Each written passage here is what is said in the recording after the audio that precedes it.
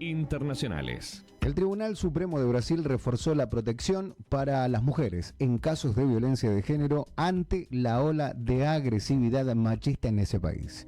Un nuevo fallo del Superior Tribunal subrayó la necesidad de alinear la legislación nacional con la Convención de Belém do Pará, adoptada en el país en 1996, que exige proteger a las mujeres en ámbitos privados y en ámbitos comunitarios.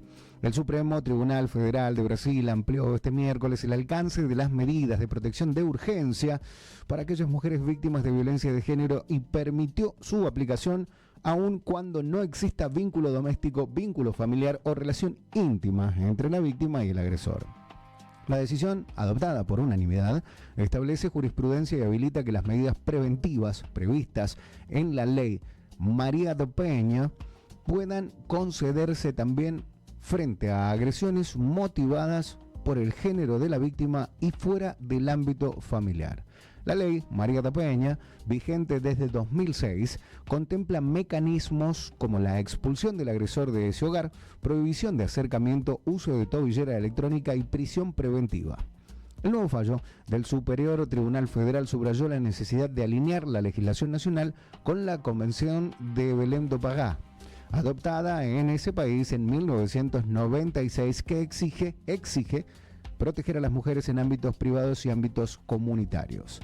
La resolución surge a partir de un caso en Minas Gerais, donde un tribunal negó protección a una mujer que denunció amenazas de un vecino al considerar que no existía relación afectiva, por tanto no había violencia de género. El presidente del Superior Tribunal Federal, Luis Edson Fachin, sostuvo lo siguiente, y cito: la violencia de género trasciende el ámbito familiar y ocurre también en espacios comunitarios, profesionales e institucionales. El tribunal así determinó que cualquier juez que reciba una solicitud de medida protectora debe analizarla si existe riesgo inmediato para la integridad física o psicológica de la víctima.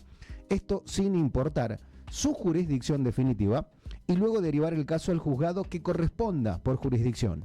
Pero primero debe proteger a la potencial víctima. También ratificó que en situaciones de extrema urgencia, agentes y delegados de policía pueden otorgar medidas de protección. Nacionales.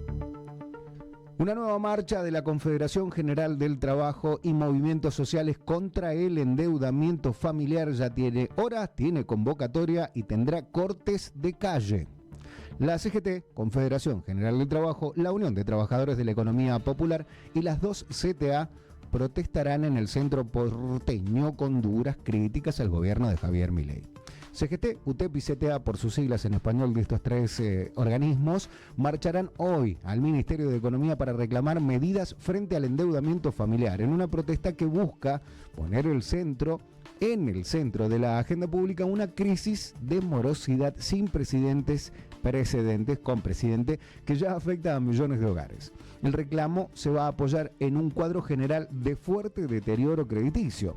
Según el Banco Central de la República Argentina, la tasa de incumplimiento en préstamos a hogares llegó al 12,7% en junio de 2026, contra el 2,5% de octubre de 2024, mientras que 5,8 millones de personas, casi 6 millones de personas, registran atrasos superiores a 90 días.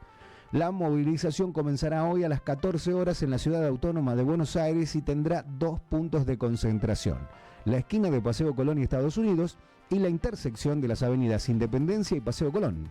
Desde allí, las columnas avanzarán hacia el Palacio de Hacienda en Hipólito Yrigoyen 250. Por eso, desde la mañana ya es caótico transitar por esas arterias.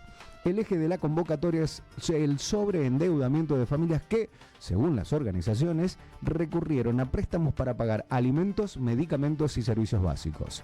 En el comunicado de convocatoria, la UTEP sostuvo que la crisis del endeudamiento en los barrios populares no puede esperar. La falta de crédito formal empuja a miles de familias a las garras de los usureros para cubrir necesidades básicas como a la vez la comida. Para eso nos vamos a movilizar el próximo 20 de agosto en unidad de lucha al Ministerio de Economía, informaron. Deportes. Ganó River 0-0. Sí, ya sé que el título es raro, pero no perdió. Y esto es noticia. Y Coudet reflexionó sobre lo que pasó en el estadio. River jugó como pudo, dijo, y todos hubiésemos firmado el empate antes. Raro para un técnico de uno de los clubes más importantes de Sudamérica. El entrenador del Millonario habló en conferencia de prensa tras el empate 0-0 con Independiente Santa Fe, el poderosísimo Independiente Santa Fe, por la ida de los octavos de final de la Copa Sudamericana. En el partido que terminó 0-0 por la ida de los octavos de final de la Copa Sudamericana, encuentro en el Campín de Bogotá, tras el cual habló Eduardo el Chacho Coudet en conferencia de prensa y destacó la importancia del empate conseguido debido a las circunstancias del encuentro. El DT, manda más del Millonario, focalizó en lo complejo que fue abordar el juego por las bajas y por la altura. Dijo lo siguiente, y cito: entiendo que cada uno juega donde vive, pero los 2.600 metros los sentimos todos y después nos acomodamos de la manera en la que creíamos que mejor llegábamos, teniendo que utilizar jugadores en posiciones que no están acostumbrados. El por qué, ustedes saben que hay jugadores tocados que no podían llegar y ese es un buen punto. Vamos a casa con nuestra gente, dijo.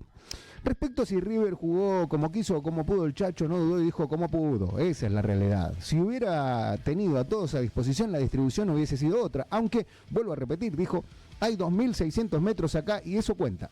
Nos cuesta a nosotros que no corremos. Es un buen punto. Vamos al Monumental con nuestra gente y seguramente completos en cuanto al plantel.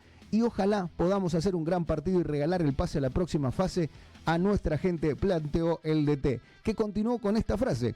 Sacamos un gran punto. Me hubiese gustado que vieran un fútbol como se vio el otro día, pero en el contexto era este. Pero creo que todos hubiésemos firmado el empate antes del partido por el todo. Nosotros siempre queremos ganar cada partido, pero sobre todo entre las dificultades y la altura, me parece que volvemos a casa muy bien, agregó el DT. Internacionales. Bueno, nos vamos al conflicto que parece no tener fin. No hablo de Oriente Medio, hablo de Rusia y Ucrania. Zelensky dijo que Rusia combinó misiles y drones para atacar un hospital infantil, una escuela y otros objetivos civiles. Hay 14 muertos, dijo. El bombardeo impactó en centros de salud y educación de Ucrania, en lo que el presidente confirmó que la mayoría de las víctimas fueron en Kiev y reclamó más interceptores Patriot de fabricación estadounidense. Continúan, por supuesto, las operaciones de emergencia para rescatar a los heridos. El presidente de Ucrania, Volodymyr Zelensky, denunció que los equipos de emergencia trabajan desde la madrugada en los sitios alcanzados por los ataques rusos, en un bombardeo que calificó de masivo y que, según dijo, Rusia venía preparando desde hace mucho tiempo, combinando distintos tipos de misiles balísticos, misiles de crucero y drones, con el objetivo de causar el mayor daño posible a la infraestructura civil. Hay destrucción en Kiev y la región, así como en las regiones de Odessa y Chernihiv, escribió el mandatario en la red social X.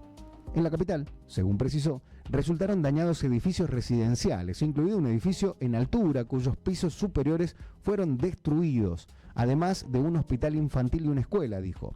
Las operaciones de emergencia y rescate continúan. Hay al menos 14 muertos y decenas de heridos. Este ataque en Kiev dejó 12 fallecidos, con 2 personas más en otras regiones. Dijo lo siguiente: mis condolencias a todas las familias y seres queridos. Precisó, además, que unas 40 personas resultaron heridas, según había informado antes el alcalde de Kiev, Vitaly Klitschko. El balance final ascendió a 13 muertos y 33 heridos en la capital, tras una primera estimación de 5 fallecidos. En la región de Odessa, según detalló Zelensky, el enemigo llevó adelante un ataque con drones contra un paso fronterizo con Moldavia. En la región de Chernihiv, el blanco fue infraestructura de gas. El presidente, no obstante, agradeció a todos los rescatistas, médicos, policías y trabajadores de servicios públicos que ayudaron a la gente desde los primeros momentos.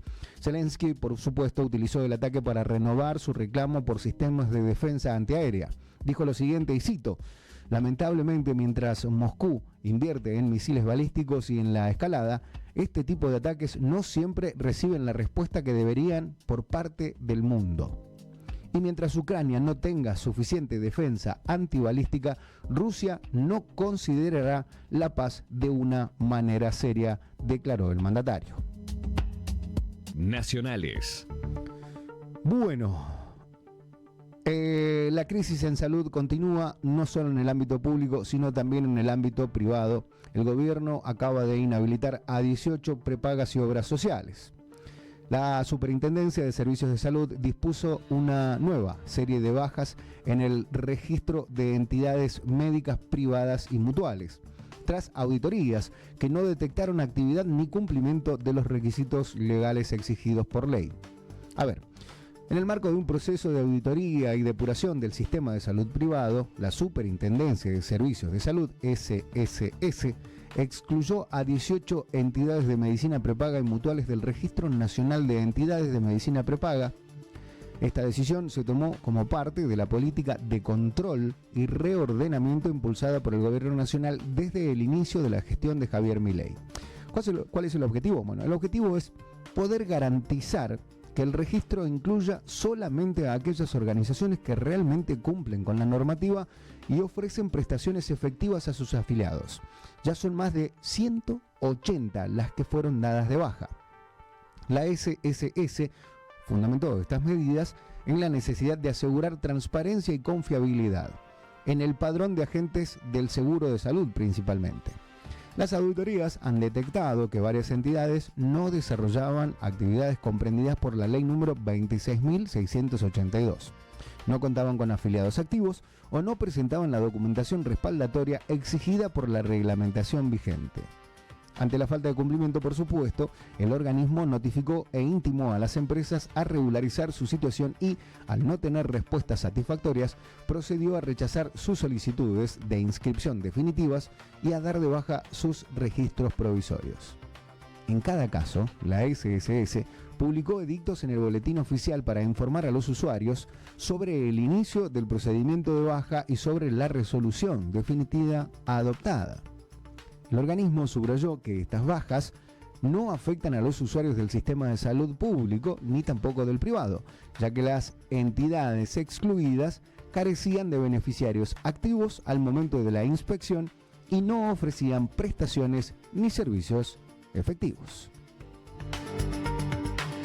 Deportes. Nos vamos a la Fórmula 1 porque vuelve la Fórmula 1 este fin de semana y será en Países Bajos, lugar donde es oriundo Max Verstappen, que con una excelente publicación en redes sociales logró hacer lo que muchos buscaban: tirar por el piso los rumores baratos. Max Verstappen renovó hasta 2030 con Red Bull y desmintió todos los rumores de su salida de la Fórmula 1 y por supuesto de su paso a otra escudería.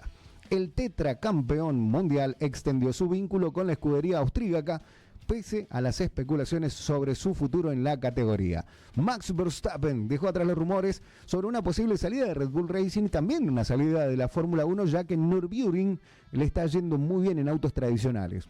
Y firmó ya su renovación hasta 2030. El piloto neerlandés estará ligado por 3 años y medio más a la escudería, en la que consiguió 4 títulos mundiales en la Fórmula 1, con otro CEO, ¿no? Que ya no está más, ¿no? Pero me parece que puede llegar a volver. Hasta hace algunas horas atrás el futuro de Verstappen era una incógnita y en el paddock se sospechaba que el tetracampeón podría irse del equipo en el que lleva 11 años. Pese a estas suposiciones, antes del comienzo del Gran Premio de Países Bajos firmó su nuevo contrato.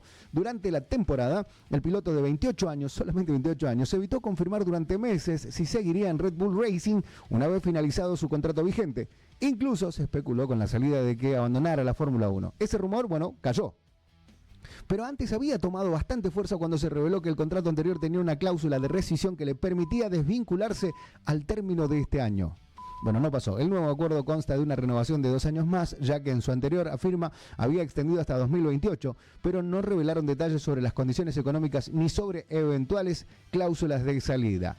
Max, el terrible, vuelve a las pistas, vuelve este fin de semana a partir de las 7 de la mañana con las pruebas libres, luego la quali, sprint, la carrera, sprint, la clasificación y el domingo la carrera, que tendrá también un gran protagonista, Franco Colapinto, pero les adelanto, spoiler alert, no tiene mejoras en su auto. Solamente Alpine le va a poner mejoras al auto de su compañero Pierre Gasly.